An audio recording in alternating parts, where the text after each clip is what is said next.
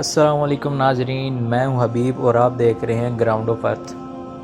اس زمین پر ہزاروں سال پہلے مشرق و مغرب پر حکومت کرنے والا ایک بدترین بادشاہ جو اپنے آپ کو خدا کہلاتا تھا، اس کا نام نمرود بن کنان بن سام بن نوح تھا۔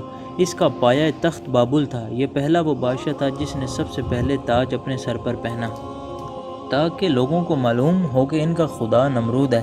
ایک راز یہ خدا کہلانے والے بادشاہ نے خواب دیکھا کہ ایک تارا آسمان میں اس طرح سے چمک رہا ہے، اس کے نزدیک سورج و چاند بجھے ہوئے نظر آ رہے ہیں۔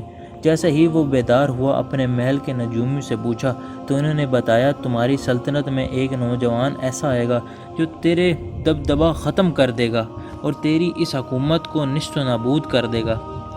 تو بس نمرود نے ہزاروں بچوں کو مروا دیا اور اس حکم کو نافذ کیا کہ مرد عورتوں سے دور رہیں، لیکن اللہ جو چاہے وہ ہو کے رہتا ہے۔ اللہ نے اپنی رحمت کے خزانے میں سے اپنے خلیل کا ظہور کر دیا۔ تاریخ نے لکھا کہ حضرت ابراہیم علیہ السلام کی والدہ جب حضرت ابراہیم کی ولادت ہوئی تو کئی سالوں تک اپنے علاقے سے باہر رہی اور اپنے بیٹے ابراہیم کو غار میں چھپا دیا۔ تقریباً 7 سال آپ کی والدہ محترمہ اس غار میں چھپ کے آتی، آپ کو دودھ پلا کے واپس بابل چلی جاتی۔ جب آپ زمانہ بلوغت کی طرف بڑھنے لگے تو آپ کے چچا آفر نے یہ چاہا کہ آپ ان کے ساتھ آ کر رہیں اور ان کے کام میں ہاتھ بٹائیں۔ حضرت ابراہیم علیہ السلام جب شہر آ کے رہنے لگے تو لوگوں کو دیکھا کہ کوئی سورج کی پوجا کر رہا ہے، کوئی آگ کی پوجا کر رہا ہے، کوئی بتوں کی پوجا کر رہا ہے، تو کوئی نمرود کو خدا کہہ رہا ہے۔ آپ فرمانے لگے، اللہ تو وہ ہے جو ہر چیز پر قدرت رکھتا ہے۔ سورج طلوع ہو کر غائب ہو جاتا ہے، کیسے ہو سکتا ہے کہ یہ خدا ہو؟ یہ آگ پانی سے بجھ جاتی ہے، کیسے ہو سکتا ہے یہ خدا ہو؟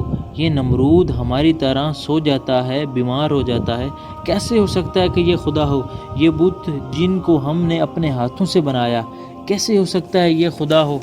ایک مرتبہ جب سب لوگ میلے پہ گئے تو حضرت ابراہیم علیہ السلام نے تمام بتوں کو توڑ دیا اور کلہاڑی کو بڑے بت کے کندھے پر رکھ دیا۔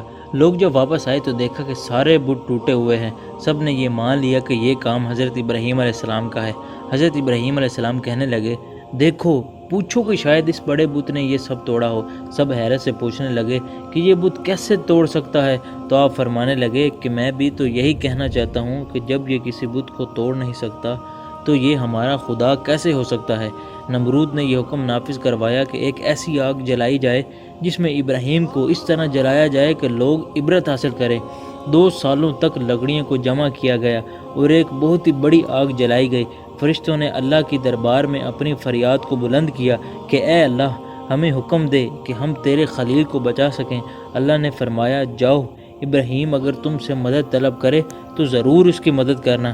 ہر ایک فرشتہ ابراہیم علیہ السلام کے پاس آ کر کہنے لگا، اے اللہ کے نبی، اے اللہ کے خلیل، حکم فرمائیں، ہم آپ کی مدد کریں۔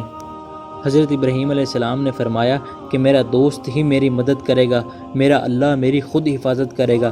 بس جیسے ہی نمرود نے منجنی میں ڈال کر اللہ کے نبی کو آگ میں ڈالا تو وہ آگ گلزار بن گئی۔ اللہ کے نبی مطمئن ہو کر پرسکون ہو کر اللہ کو شکر کر رہے ہیں، اور فوجی نمرود حیران زدہ ہو کے نمرود سے پوچھ رہے ہیں کہ ہمارے خداؤں سے تو زیادہ ابراہیم کا خدا طاقتور ہے، ہماری آگ کو گلزار بنا دیا۔ نمرود نے کہا، اچھا۔ ابراہیم علیہ السلام کو بلا کر نمرود کہنے لگا کہ جاؤ، اپنے خدا کو کہہ دو کہ کل وہ اپنی فوج تیار کرے اور میں اپنی فوج تیار کرتا ہوں، کل مقابلہ روبرو ہوگا۔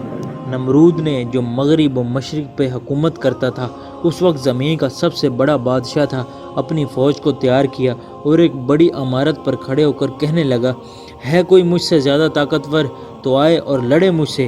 اتنی دیر میں اللہ نے مچھروں کو حکم دیا کہ یہ نمرود کی فوج کو فی النار کر دو۔ آسمان سے بڑے بڑے مچھر آئے اور نمرود کے ایک ایک فرد کا خون اور گوشت کھا گئے۔ نمرود حیرت زدہ دیکھ ہی رہا تھا کہ ایک لنگڑا مچھر نمرود کی ناک میں گھس گیا۔ نمرود اپنا سر دیواروں پر مارنے لگا کہ مجھے کوئی بچائے، لیکن افسوس، اللہ کا جب عذاب آتا ہے تو کوئی کسی کو بچا نہیں سکتا۔ نمرود فوراً اپنے محل میں آیا اور بے حس ہونے لگا اور کہنے لگا اپنے خادمین سے کہ اپنے جوتے میرے سر پر مارو۔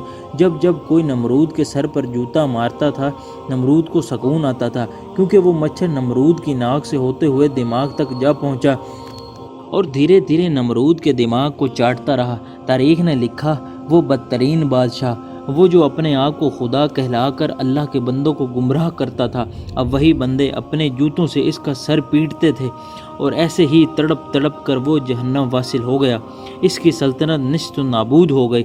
سلام ہو اللہ کے نبی حضرت ابراہیم علیہ السلام پر، بے شک اللہ کے سوا کوئی خدا نہیں، اور وہی ہے جو ہر چیز پر قدرت رکھتا ہے۔ اور آپ کو اگر یہ ویڈیو پسند آیا ہو تو اسے لائک اور زیادہ سے زیادہ اپنے دوستوں میں شیئر ضرور کیجیے گا، اور اچھی ویڈیو کے لیے ہمارے چینل کو بھی سبسکرائب ضرور کیجیے گا۔ ہماری اگلی ویڈیو کے آنے تک اپنا اور اپنوں کا بہت خیال رکھیے گا۔ تب تک کے لیے اللہ حافظ۔